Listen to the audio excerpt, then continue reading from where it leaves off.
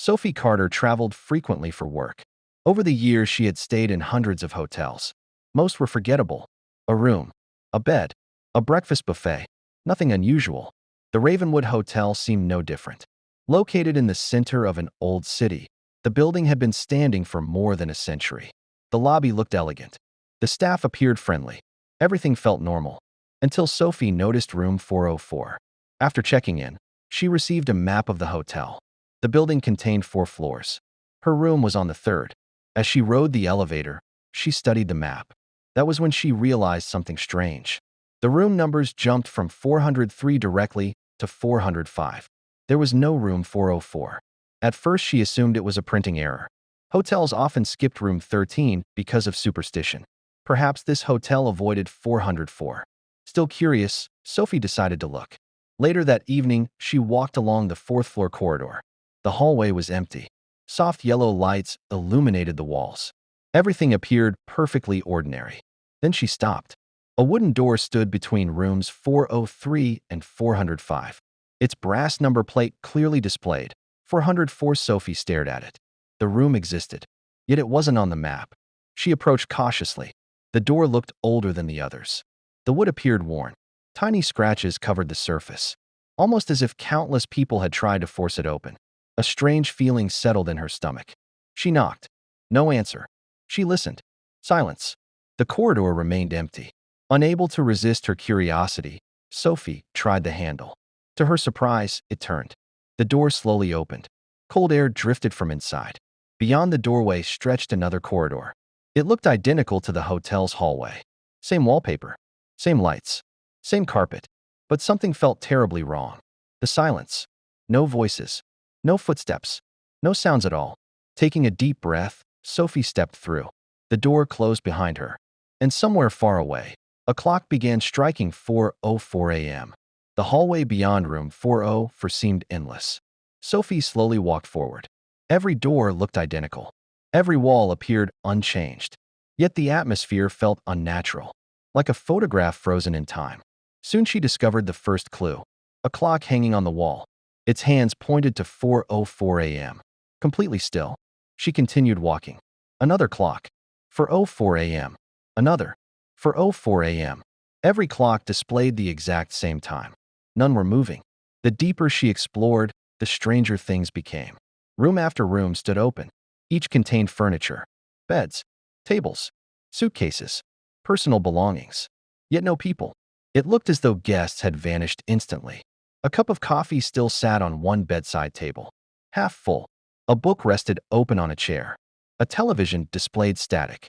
Everything suggested life had been interrupted.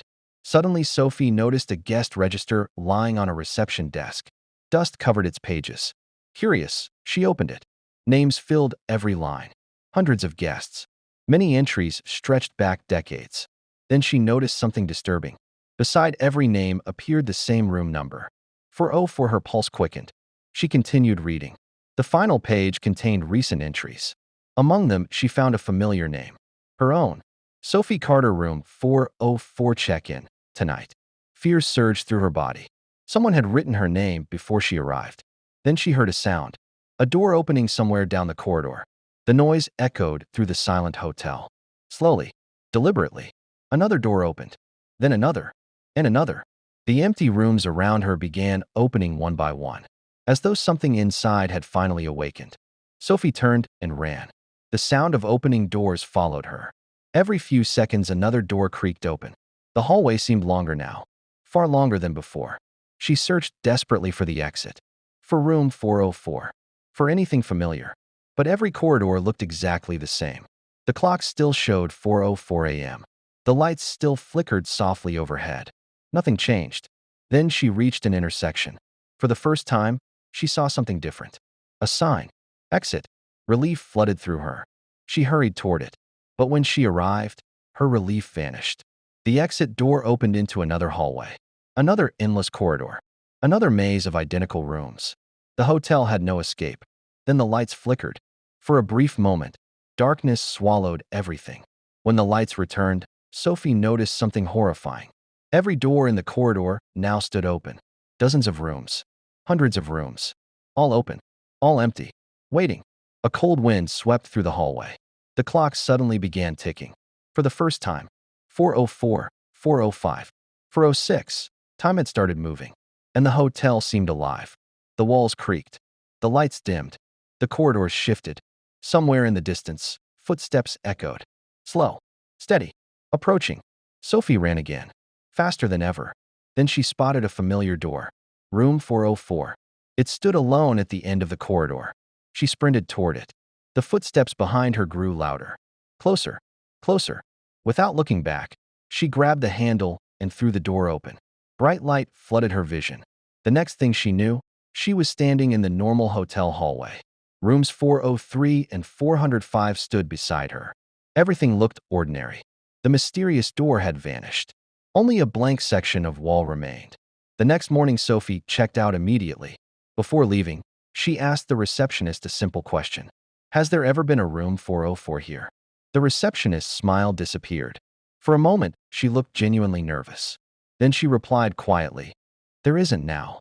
Years later, Sophie still avoids old hotels. Yet whenever she stays somewhere unfamiliar, she always checks the map first. Because sometimes, hidden between two ordinary rooms, there is a door that shouldn't exist. And if you ever find room 404, don't go inside.